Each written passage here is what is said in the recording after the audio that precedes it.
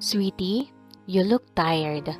Binisita ni Mrs. Bautista ang unika iha sa opisina isang araw. Talaga? Hindi naman ako masyadong pagod, although medyo masakit ang ulo ko. Sagot ni Cassie sa ina. Ngumiti ito. I know what to do para mawala ang sakit ng ulo mo. Why don't you and I go out for lunch and then we'll go shopping? My treat. Matagal na silang hindi lumalabas ng mommy niya. Dati, banding time nila ang shopping. Pero mula nang mag-asawa si Cassie, dahil sa pinagsamang dahilan ng pagiging busy niya sa pag-aasikaso kay David, sa trabaho at pagliit ng kanyang financial resources, hindi na niya nagagawa iyon. Nang sabihin ng ina ang tungkol sa shopping, iyon na ang best idea na narinig niya sa buong mundo. And besides, kailangan na rin niya ng mga bagong damit para sa trabaho. Tumayo ang ginang. Ipinagpaalam na kita sa daddy mo. Sinabi niyang okay lang daw na lumabas ka kasi you've been working too hard. Anyway, reward niya na rin sa'yo. Bahagya siyang nag-alinlangan kung sasama sa ina. Please, I really miss my daughter and my shopping buddy. Pakiusap nito. Sa Greenbelt, nagpunta ang mag-ina. Masaya silang nag-ikot doon at bumili ng anumang nagustuhan. Pagsapit ng alas 4 ay tumigil sila para magkape sa isang coffee shop. Halos hindi siya magkandadala sa dami ng paper bags na mga pinamili. Hindi man niya alam kung magkano ang nagastos ng mami niya para sa kanya. Alam niyang malaking halaga yon. Masaya silang nagkukwentuhan ng may dumating na ilang kakilala. Cassie? Oh my God, is that you? Halos tumili ang babaeng bumati sa kanya. Si Marga yun, classmate at barkada niya noong college. Tumayo siya para batiin ang kaibigan. Hello, kamusta na? I'm okay, grabe. Tamang-tama kasama ko sina Donna at Natalia. They're just getting coffee. Napansin ito ang mami niya. Hi tita, kamusta na po? Humalik ito sa pisngi ng ginang. I'm okay, halika. Tell your friends to join us here para makapagkwentuhan tayo. Imbita nito. Tinawag ni Marga ang dalawang kaibigan at nakisalo sa table nila. Ilang sandali pa ay masaya na silang nagkukwentuhan at nagtatawanan. Shortly before 7 in evening, ay nagpaalam na si Mrs. Bautista para maunang mauwi dahil nagkakasayahan pa magkakabarkada. Saan ka ba talaga nagtatago, Cassie? Usisa ni Marga. Hindi ko man lang nag-invite sa wedding mo? Ngumiti siya ng tipid. Sorry. We decided to keep it private. Si Natalia naman ang nagtanong. So, how's the hubby? Kamislap ang mga mata ni Cassie. He's alright. He set up a construction firm at dahil bago lang ang negosyo, kaya sobrang busy niya lately. Lately nga, halos hindi kami nakikita simula na magtrabaho ulit ako. Napasinghap ang kanyang mga kaibigan. You mean, no lambingan? Alam mo na, hirit ni Donna. Namula siya. Ano ba? I'll pretend I didn't hear that. Ang lakas ng tawanan sa lamesa nila. Wait, you guys got to take a look at this. Someone super handsome is coming over. Biglang sabi ni Donna. Sabay-sabay silang tumingin sa direksyong tinitingnan nito. Tumayo si Cassie na makilala ang lalaking papalapit sa kanila. As usual, the mere sight of him made her heart beat faster. Kahit pa mag-asawa na sila at nakatira sa isang bahay. Hey, honey, what are you doing here? Hinalikan niya sa pisngi si David. I had a meeting with some clients. Sagot nito. His eyes moved towards her friends.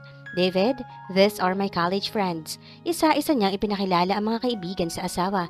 Kaya naman pala itinatago kasama ni Cassie. Sabi ni Marga.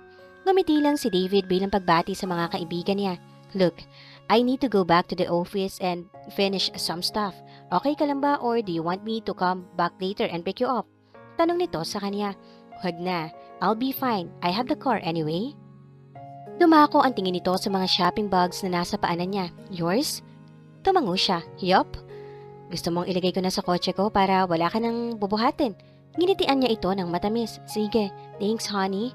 Nagpaalam ito sa kanyang mga kasama bago bitbitin ang mga pinamili niya at lumakad paalis.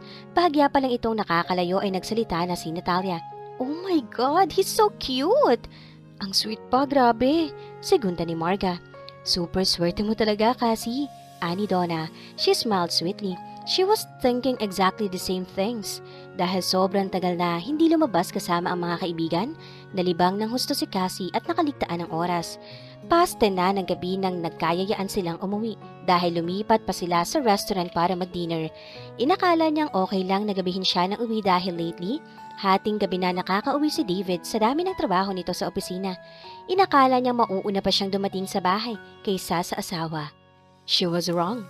Pagdating niya ay naroon na si David sa townhouse at naghihintay sa kanya. Hindi ito nagsalita pero napansin niyang nagtatanong ang tingin na ibinigay nito sa kanya. Iyon ang nagtulak sa kanya para magpaliwanag. Sorry, napatagal ang kwentuhan namin ng mga kaibigan ko. Hindi mo man lang sinasagot ang tawag ko. Ha? Wala siyang naririnig na pag-ring ng cellphone. Kinapa niya ang bag. Oh no, I'm sorry. Naiwan ko siguro sa office yung phone. Napabuga ng hangin si David. Hindi mo alam na wala kang phone? Ibig sabihin you never even bothered to think of calling me? O kahit text man lang? Nakuha niya ang point nito. He was right. It was so insensitive of her. Sorry, it was all that she could say. Para siyang bata na napagsabihan. Just please don't do this again, Cassie. I got worried. He was worried. That made her felt better about his anger somehow. Honey, promise hindi na mauulit. Sorry talaga. Niyakap niya ang asawa para maglambing, pero hindi pa ito natapos. And one more thing, akala ko ba you were supposed to be working? Inilipat niya ang braso sa leeg nito. I was working. Cassie, you were not working. You were out shopping. Kung pagbabasayan ang dami ng binili mo, you must have been out the whole afternoon. Pagtatama nito, hinalikan niya si David sa noo. Dad gave me the afternoon off. She kissed his nose. And apparently, he gave you money too? Inuwi nito ang mga pinamili niya. Nakakabit pa ang mga resibo sa shopping bags. Sa halaga ng mga damit, sapatos at bags, alam nito na hindi nila kayang bilhin sa pera nila ang mga yun. Narinig niya ang kakaibang tono sa huling sinabi nito, pero hindi niya masyadong binigyan ng atensyon. Malambing niya itong hinalikan sa labi. It was mommy who spent those things for me, sabi niya, completely forgetting his issues tungkol sa pagtanggap nila ng pera sa kanyang mga magulang. May sasabihin pa si David pero muli niya itong ginawaran ng halik sa labi, dahilan para tumugon ito sa kanya. Congratulations, Cassie! You and David are going to have a baby! Lumukso ang puso niya habang tinatanggap ang resulta ng test mula sa company doctor nila. Kaninang lunch ay nakaramdam siya ng pagkahilo at sama ng pakiramdam. She thought it was just fatigue dahil halos wala na rin siyang pahinga noong weekend. Nag-launch sila ng bagong subdivision at siya ang nangasiwa niyon. We are going to have a baby. Cassie never thought that such news could bring so much joy in her heart. Parang namulutang siya habang naglalakad pabalik sa kanyang opisina. A baby?